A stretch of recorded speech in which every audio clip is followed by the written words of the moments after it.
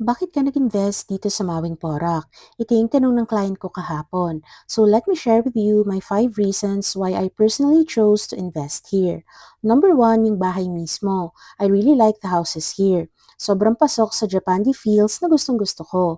Plus, naka-interior na, may furniture and appliances na, so hassle-free move-in talaga. Number 2, strong capital appreciation potential. With developments like SNR Angeles, Walter Mart Porac, and Rockwell Nepo, I really see a lot of potential for this area to grow. And as the area develops, I believe property values can grow with it. Number 3, proven and tested ko na yung developer.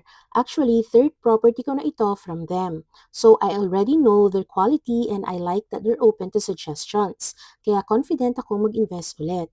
Number 4, personally, titirhan ko yung bahay. This is very important to me. Hindi lang ako bumili dahil investment siya. Kaya ko talagang tirhan yung bahay. When I saw the Julieta unit, sabi ko talaga, gustong gusto ko to. And for me, that's a good sign because I'm investing in something I can personally enjoy. And number 5 is location. Ito yung isa sa pinakamalaking reason ko.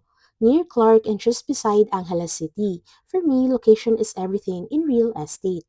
Because you're not just buying the house, you're investing in the location, accessibility, and future of the community. Thank you!